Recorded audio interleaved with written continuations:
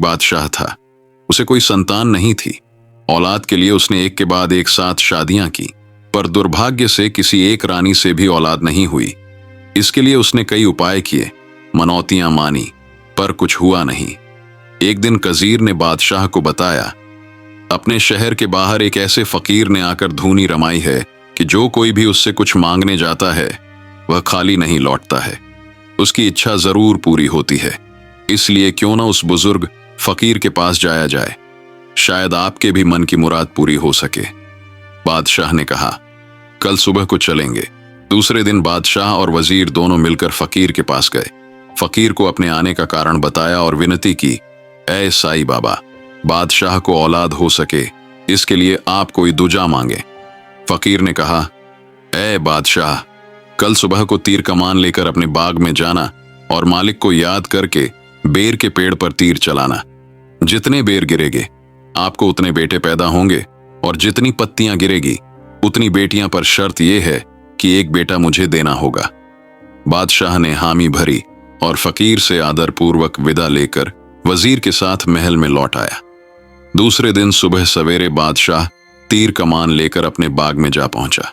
बेर के पेड़ के सामने खड़े होकर तीर कमान तैयार करके बेर के पेड़ को जो तीर मारा तो संयोग से कुल 7 बेर आकर जमीन पर गिरे। बादशाह वे बेर लेकर सीधा अपने महल में आया और हर एक रानी को एक एक बेर खिलाया। संयोग से सभी रानियों के 10वें महीने में बेटे पैदा हुए। बादशाह बेहद खुश हुआ और फिर चिंता में डूब गया, क्योंकि फकीर को एक बेटा देने का वायदा किया था। सो उसका मन नहीं किया कि कोई एक बेटा फकीर को दे दूं। आखिरकार एक बड़ा सा महल बनवाया जिसके भीतर 7 शहजादे पलने लगे। महल के चौकीदारों को हुक्म दिया कि किसी भी शहजादे को महल के बाहर नहीं निकलने दिया जाए। इस प्रकार कितने ही दिन बीत गए। शहजादे आज छोटे कल बड़े और समझदार हो गए। एक दिन फकीर को बैठे बैठे विचार आया कि बादशाह के यहाँ तो जरूर बेटे पैदा हुए होंगे, पर बादशाह ने मुझे एक भी शहजादा नहीं दिया। अब चलकर देखूं तो सही बादशाह किस हाल में है। इसलिए वह सीधा बादशाह के महल की ओर आया। पहरेदारों ने बादशाह को बताया कि एक फकीर आया है जो आपसे मुलाकात करना चाहता है। ये सुनते ही बादशाह तत्काल समझ गया कि हो न हो ये वही फकीर है जिसके साथ एक बेटा देने का वायदा किया हुआ, पर अब जाकर देखता हूं। फिर उसने हुक्म दिया कि फकीर को इज्जत से ले जाकर मेहमान खाने में बिठाया जाए। बादशाह भी अच्छी तरह से तैयार होकर फकीर के पास आया और बड़ी इज्जत से फकीर से मिला। फकीर ने बादशाह से खैर खबर पूछते पूछते इशारा किया, महाराज अब अपना वचन पूरा कीजिए। बादशाह ने फकीर को साफ जवाब दिया, साईं बाबा, मुझे अभी तक कोई संतान नहीं हुई है। फकीर को मालूम था कि बादशाह के यहाँ 7 बेटे जन्मे हैं, पर वह चुपचाप बादशाह से विदा लेकर वापस आया और आकर बादशाह के महल के बाहर एक पेड़ के नीचे धूनी जलाकर बैठ गया। एक दिन ऐसा इत्तेफाक हुआ कि बादशाह के 7 शहजादे आपस में गेंद खेल रहे थे। अचानक गेंद दीवार पार करके बाहर जाकर गिरी। सभी भाइयों ने मिलकर 2 भाइयों को ऊपर चढ़ाया कि बाहर जाकर वे गेंद ले आए। जैसे ही वे दोनों नीचे उतरे तो फकीर ने उन्हें देख लिया और एकदम दौड़कर शहजादों के पास आया। शहजादों को पूछा, आप बादशाह के बेटे हो? शहजादों ने कहा, हाँ साईं बाबा। दरवेश ने फिर शहजादों से कहा, बेटा मेरा एक काम है, मेहरबानी करके उसे पूरा करवो। शहजादों ने कहा, जी साईं बाबा बताइए। फकीर ने एक लोटा उन्हें देकर कहा, बेटा ये लोटा मुझे ओस से भर कर ला दो। शहजादे, हाँ जी साईं बाबा कहकर पास ही उगे नन्हे नन्हे बूटों की ओर चल पड़े। वहां आकर उन्होंने बहुत प्रयास किए कि लौटे में ओस इकट्ठी हो सके, पर लौटे में तो ओस की एक बूंद भी इकट्ठी नहीं हो पा रही थी।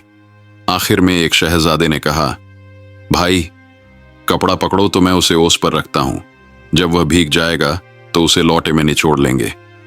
दोनों ने जब ऐसा ही किया तो थोड़ी ही देर में लोटा ओस से भर गया। दोनों ने लोटा लाकर फकीर को दिया। ओस से भरा लोटा देखकर फकीर बहुत खुश हुआ। शहजादों से पूछा, यह तरकीब किसकी थी? एक शहजादे ने दूसरे की ओर इशारा करके कहा, यह अक्लमंदी उस शहजादे की है। फिर तो फकीर ने अब देखा न ताव उस शहजादे को उठाकर रफू चक्कर हो गया। उसे लेकर वह अपने देश चला आया। एक दिन सुबह सुबह फकीर ने शहजादे से कहा कि जंगल में जाकर उपले बीन लाओ तो आग जलाएं। शहजादा कपड़ा लेकर उपले कंडे बीनने निकला। अभी थोड़ा सा ही आगे बढ़ा था कि देखा एक पेड़ पर दो चीलें बैठी हैं, पर एक रो रही है और दूसरी हंस रही है। शहजादे को आश्चर्य हुआ, सो उसने चीलों से पूछा, एक क्यों रो रही है और दूसरी क्यों हंस रही है? एक ने जवाब दिया कि तुम्हारी सुंदर सूरत को देखकर हंस रही हूं, और दूसरी ने उत्तर दिया कि तुम्हारे जीवन का आज आखिरी दिन है, इसीलिए रो रही हूं। शहजादे ने पूछा, वह कैसे? चील ने जवाब दिया कि इस बेईमान फकीर का तो काम ही यही है कि जो भी सुंदर बच्चा लाता है उससे ऐसे ही गोबर इकट्ठा करवाकर फिर एक बड़ी कड़ाही चढ़ाकर उसके नीचे आग जलाता है। फिर जब तेल से भरी कड़ाही गर्म हो जाती है तब लड़के को आगे करता है और आप पीछे खड़ा होकर कड़ाही के चारों ओर चक्कर लगवाता है। फिर 2-3 फेरे लगाकर लड़के को अचानक कड़ाही में धक्का दे देता है, जहां यह बेचारा तलकर टिकिया बन जाता है और यह आदमखोर उसे निकाल कर खा जाता है। शहजादे ने कहा, फिर मैं क्या करूं? चीलों ने कहा, अब तुम ऐसा करना कि वह तुम्हें जब कहे कि फिर चेला, तुम कहना, आगे गुरु पीछे चेला। फिर शहजादे ने कंडे इकट्ठे किए, उन्हें कपड़े में बांधा और गट्ठर उठाकर सीधा फकीर के पास जा पहुंचा।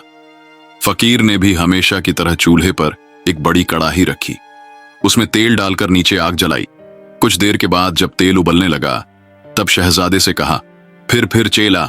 तो शहजादे ने तत्काल कहा, आगे गुरुजी पीछे चेला। फकीर यह सुनकर स्वयं आगे होकर फिरने लगा और शहजादा पीछे पीछे।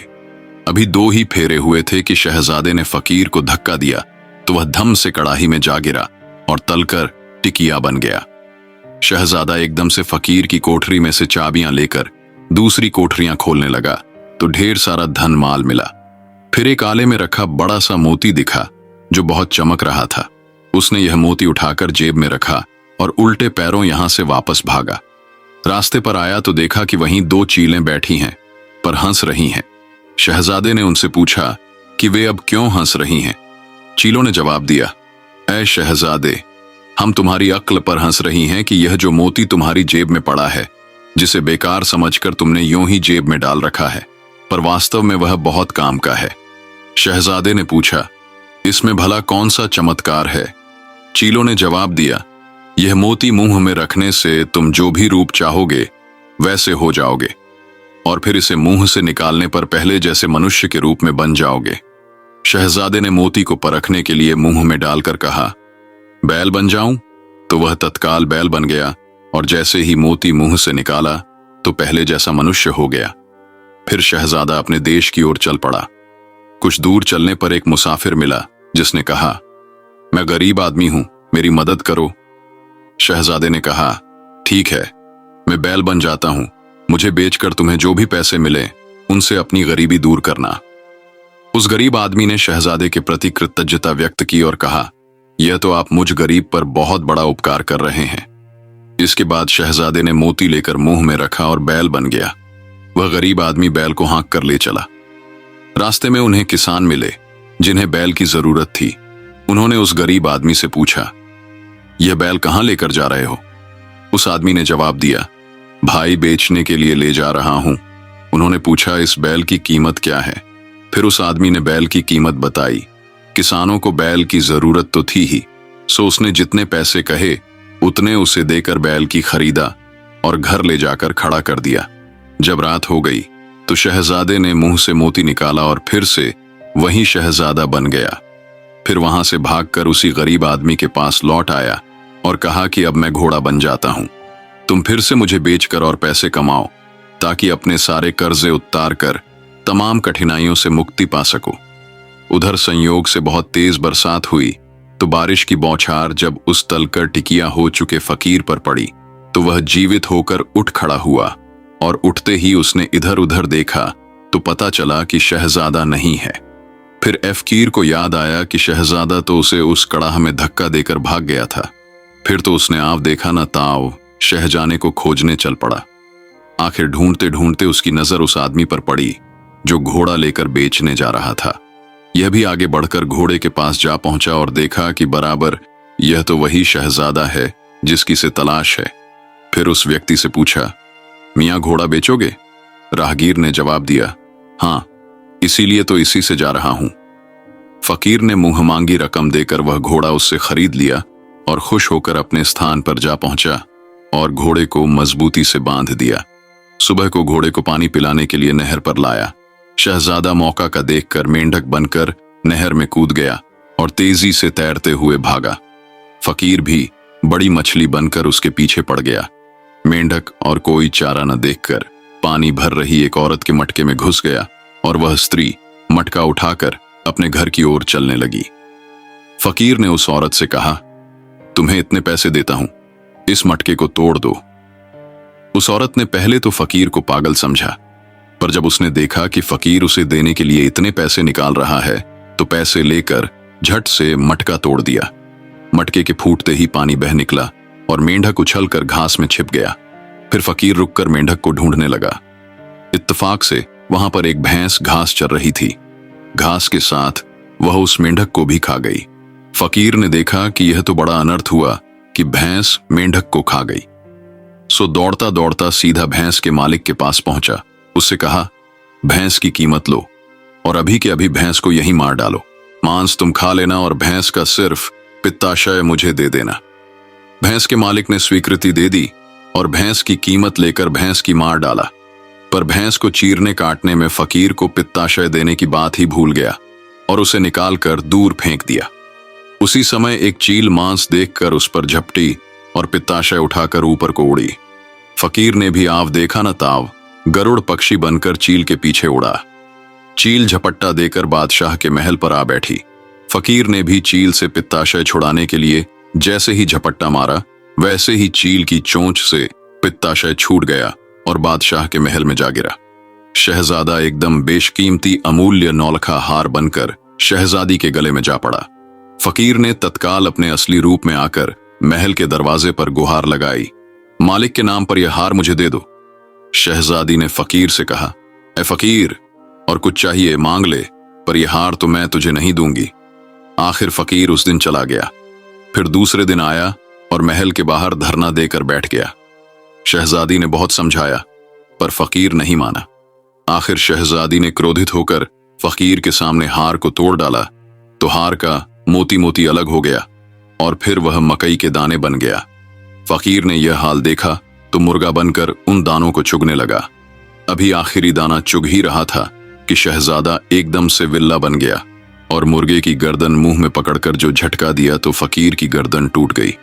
बस फिर तो शहजादा उसी समय अपने असली रूप में आकर शहजादी के सामने खड़ा हो गया। इधर शहजादी भी बहुत खुश हुई, इतनी खुश कि बता नहीं सकते। थोड़े बहुत दिनों के बाद आखिर शहजादी की उस शहजादे से बहुत धूमधाम से शादी हो गई।